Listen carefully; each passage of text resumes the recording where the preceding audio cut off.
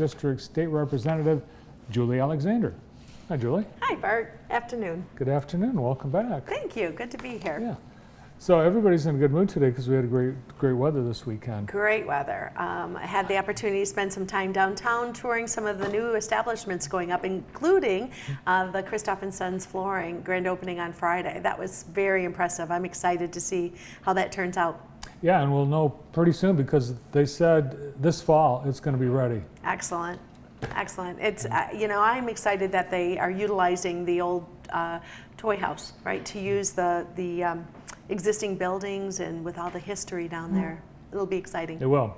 And Ted and Tom will be with us a little bit later on today's show. Okay. Well, we have a photo we want to share first that captured you with some constituents. Yes, so the photo here are a lot of our community leaders. We have directors and CEOs, president of our local Human Services Coordinating Alliance. These are individuals that represent a variety of communities, nonprofit organizations in our community. And just last Friday, Senator Shirkey, Representative Leitner, and myself had the opportunity to meet with them and give a legislative update, better understanding the concerns that their constituents and the individuals that they represent are facing. Great. Nice to see all of those folks. Yeah, and again, anytime anyone would like more information on what's happening in Lansing, I am more than happy to meet with you as an individual, meet with any organizations, come and give that legislative update because it's important that everyone knows what's going on and that I hear and understand the concerns of the residents. The squeaky wheel gets the grease. You know, it does make a difference, and when I hear common threads of concerns, it allows me to be more insightful. Well, we're still waiting for the budget. This is the first year for Governor Whitmer, and so she gets extra time to get her budget together.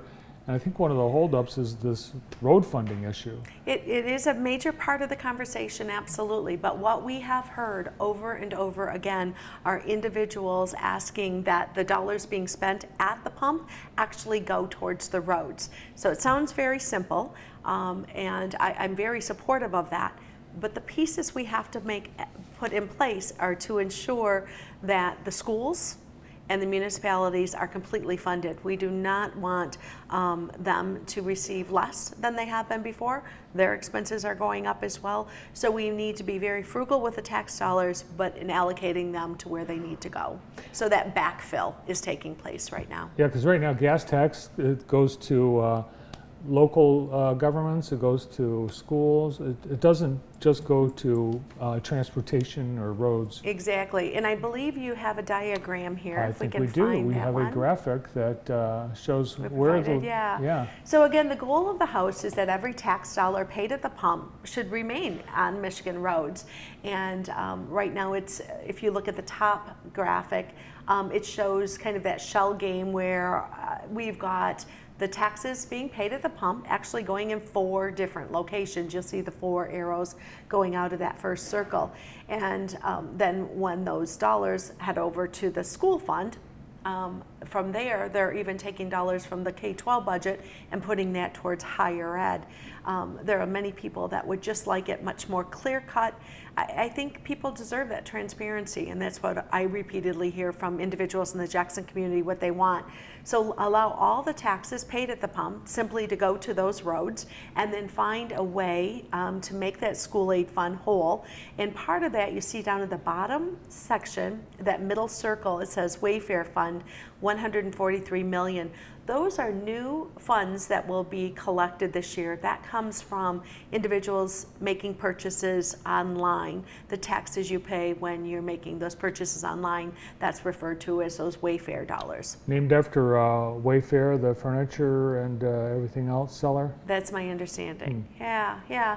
So, and again, making higher education whole, but using the general fund dollars rather than pulling them from K-12. So again, I know our schools are very anxious, and I understand So our municipalities, they want to know that they will be receiving the same dollars, if not more, and it is based on an inflationary rate. They will be receiving that increase.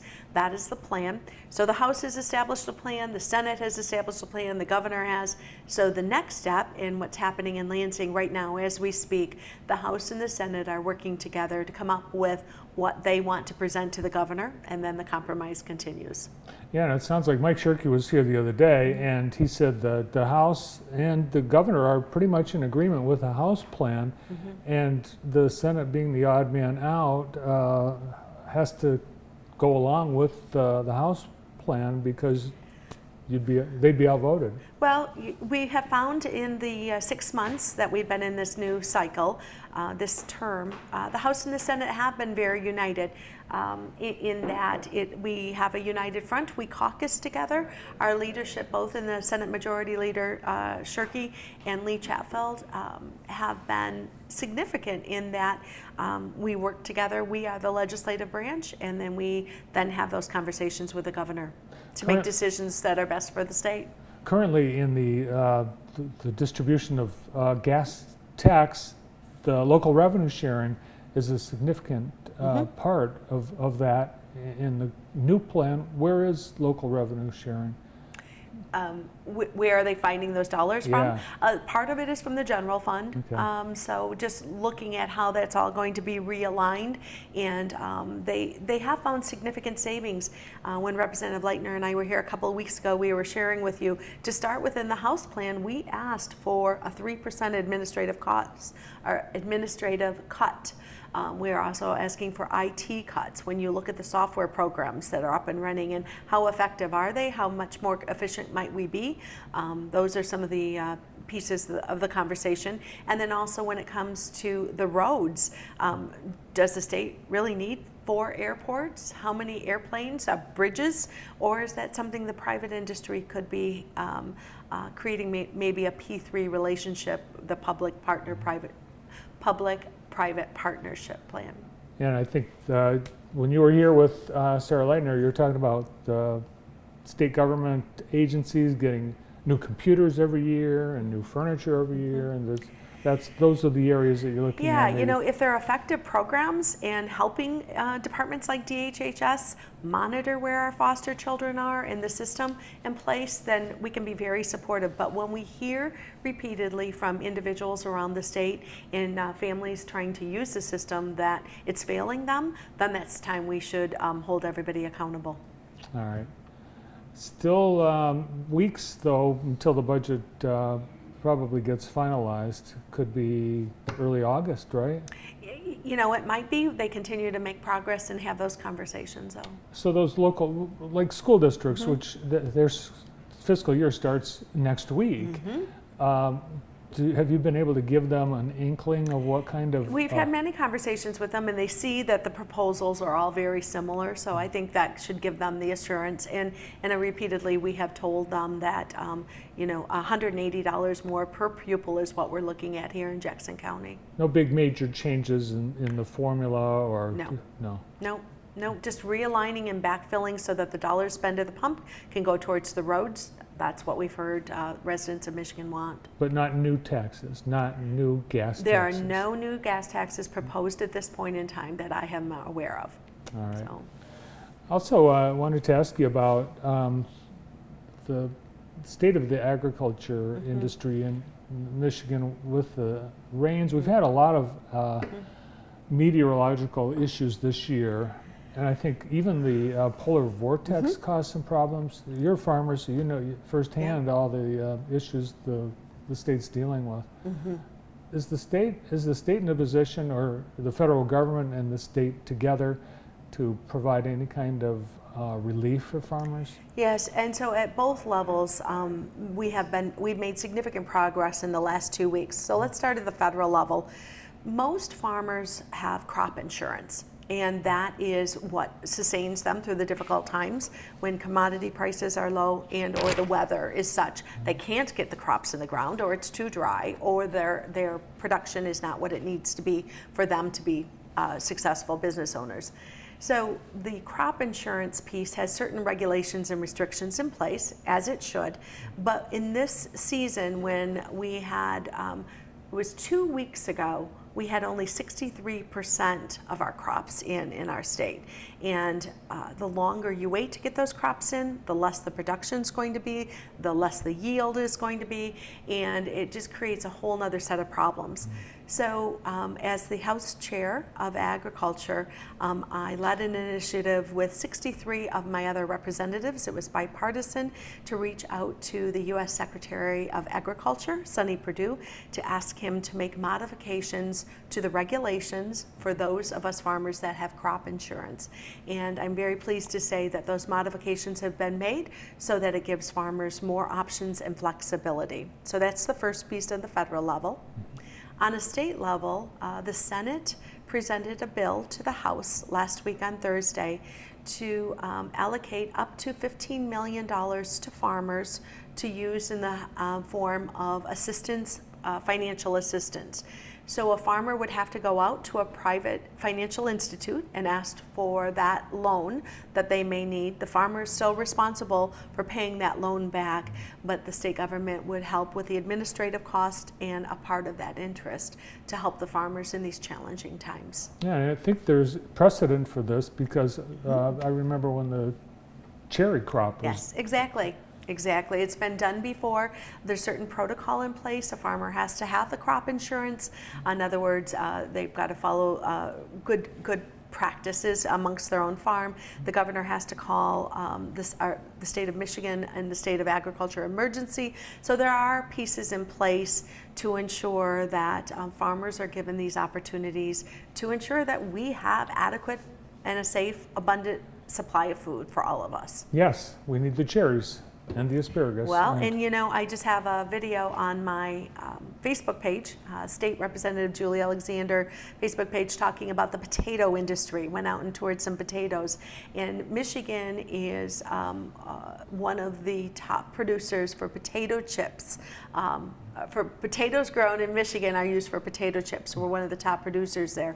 So when you look at the impact all around, we have over 300 different commodities that are raised and grown in our state, and we need to ensure that our $104.7 billion industry sustains all of us in the ways it trickles down throughout our communities. Absolutely, and the potato is one of my top 5 all-time vegetables. I didn't know that. It's not green though, Bart. Does it count as a vegetable? It will count for you, but if I was my grandma mode, I think I'd say it has to be green or orange or something. Okay, well, it's one of That's my all right. it's one of my top 5 favorite things. It's Yeah. not just vegetables. So the insurance reform. The good news is it's been settled. Now I think that the tough news is how it gets rolled out. Yeah, a lot of questions. A lot of questions, Bart. So the legislation was signed by the governor a couple of weeks ago, and it will take effect. Modifications in auto insurance plans will take effect July 1st, 2020. So we've got a few years to go there. And a lot of questions have been tossed out there. So I have taken it upon myself to have a Tele-Town hall. And I am inviting all of our Jackson listeners this Wednesday, in 2 days, Wednesday, June 26th, to call this number at 6:30 in that evening. We're going to be in that room from 6:30 to 7:30. I'm going to head up to Lansing and meet with State Representative Jason Wentworth. Why Jason is going to add so much value to the conversation is because he was the chairman for the Select Committee on Reducing Car Insurance. So Jason and I will be in a room and there to take your calls. We're going to start by on Tuesday at 6:30, a robocall will go out to our Jackson community saying on Wednesday you'll have the opportunity to ask questions so that they would have that heads up on Tuesday. And I look forward to people calling the number, again on the screen, the number being 855-756-7520, and then you would enter 48955 and pound to join in the conversation and ask those questions you might have, ask for that clarification, and Speaker Pro Tem Wentworth and I will be there to answer those questions.